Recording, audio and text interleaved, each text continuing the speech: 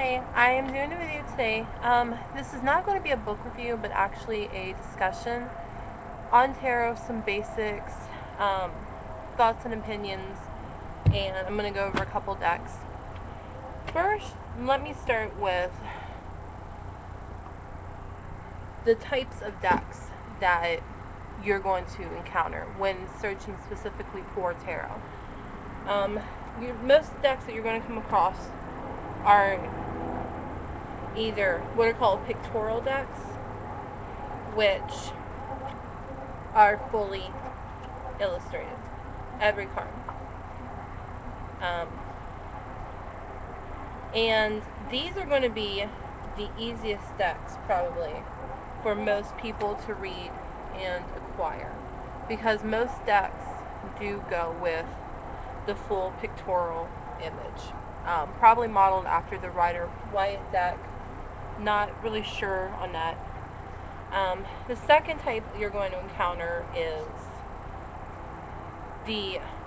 they're illustrated, but they're basically non-pictorial. Rather than getting an image with your number cards, you get just simply the two tools represented. So that's like cups, and there's pentacle or coins, depending on what deck you're reading. And there's like wands. So that's just start off with, get that out of the way. Those decks are harder to read, mainly because when reading tarot, when you're learning the decks, it's a lot about the imagery. Like, as example, from a mythological deck, there is the Eight of Swords, and the fates over here symbolize something. The expression, the placement of the swords, the god Apollo. Everything on this card is a part of telling the story. If you go back to the non-pictorial decks, there's not a lot that you get as far as a symbolism from the Two of Cups. And if you look at all the cups in the deck, they're all the same background. It's just more cups. You know, here's the Six of Cups to demonstrate that. So that basically is why pictorial versus non-pictorial is easier to read. Now, these tarot can be expensive. These decks, and I have quite a few, I've been collecting them over 10 years, but they all range in price from $15 at the least expensive to about $30 was the price of my Vampire Tarot, which I don't have to show you. You can buy them used, but beware when shopping online for used decks for a couple reasons. One, some sellers are only selling you the book. This is an example of where I got tricked. I searched for the full tarot for this deck. It's called the Wicca Tarot. And that's not what I got. What I got was just a book, which it's an okay book. Half of it is honestly just like tips for reading, spreads. There's stuff in here on magic circles, working with higher magic, a little bit on the history of Wicca, but then the other half of this book is simply divining the cards. So only half the book's useful to me. I paid $7 for this, thinking, you know, I was getting a used deck half price, but I was fooled. The other thing, the cards do tend to take on residual energy, especially, you know, if you're a magic user and you work with energy a lot. So you're going to want, and like any deck you get, you should cleanse it, even if it's coming straight out of the box, because there's residual energy clinging to those cards from the people that packaged it, the artists that drew it, the printers that printed the cards. I mean, so many people between you and the original artist of the card have handled these. So there is bound to be residual energy, and you need to cleanse that. Now, obviously, you're not going to go like dunking your cards in a tub of water. That would be disastrous. What you are going to want to do probably is create a small circle, place these on like an offering plate. I have a couple charger plates, like the big, candle holding plates you use, that I have for just this purpose. And normally what I will do is spread out the cards. I'll look at them, study them, light incense. I'll usually have a circle of incense going around the cards. I will sprinkle them with salt, and then that's usually it. Normally I'll let them sit sort of in this circle for anywhere from 24 to 72 hours, depending on what I'm feeling about that particular deck. Now, moving on, when you're reading and cleansing, you may want to consider doing like a circle of stones. This is actually one of my favorite ways to do stones for like cleansing an object like my tarot cards. And some stones I like to use with the tarot cards are like my rose quartz, my blue lace agate, plain quartz, and sodalite.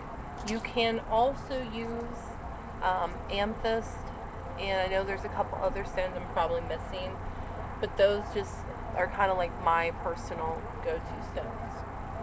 Now, the next thing, when you're shopping for tarot, you're going to encounter what are some novelty decks, or you may get novelty decks as gifts from people when they learn you're reading tarot cards, because to some people it's just hilarious. One I got for Christmas, for my sister Amanda, who, she doesn't really know about tarot, but, I don't really like this deck, is my mini tarot. These are designed to be like pocket cards. You can carry them around like in a purse. I tried that for a while. I think they actually probably picked up some negative residual energy from being in my purse. So, possibly it's just I need to cleanse the cards. But, honestly, I don't use them very much. But this is like an example. It's like a $12 deck. They are novelty cards, but, they're fully pictorial. Here is the Four of Swords, and the images are pretty easy enough to read. They're sort of folk arty, kind of. They're not, like, you compare these to some of the decks that I have, and, these cards can be just downright regal looking. Like, here is from my pagan deck, the Sun card. Look at the artwork on that, then compare it to, I don't know, Five of Wands. This kind of looks like, puppet theater, and this is like, fully rendered art. So, I don't know. I'm not going to say I hate this deck. Maybe I just need to work with it more. I've owned it about 6 or 7 years now, so who knows, maybe I'll develop a feel for working with it. Next topic I'm going to address is storage. There are a couple of different ways you can store your tarot. My pagan tarot I store in nifty little box I got from Spencer's. I don't think it's specifically meant to hold tarot cards, but it just so happens my deck fits perfectly in there, so I do. My very first deck, my Rider Wyatt deck, I wrap in a red linen napkin. And how this came to be was I acquired the cards first, and I really, really wanted a cloth to wrap my cards in, or a box to store them in. I wasn't really picky, but my thoughts were directed towards this is what I'm looking for, this is my tool. And I think my mother gave this to me, and when I got it, it kind of clicked for me, like, use this to wrap your cards. So my cards have been wrapped in that for over 15 years, and they will stay wrapped in it. My mythological deck came with something to wrap it in. This is it's an altar cloth, but I don't know if you can see it very well because of the sunlight. It has on it printed the Celtic cross spread for the tarot cards. So you may get lucky and your deck may come with something like this. Another option, yeah, and I told you I use these for many things. I've shown this before in a video, and that is Royal Crown Royal bar bag, another acquired from my mother. I'm recycling, so those are just some options to keep in mind. And also, you can always sew your own cloth, and I know some people prefer to keep their cards like in a black cloth or purple. So it just depends on your personal preference. Go with whatever feels right for you. Okay, this video is actually now getting near 10 minutes. I'm going to make a part 2, so I'm going to cut now. I'll see you guys in a bit. Thanks for watching.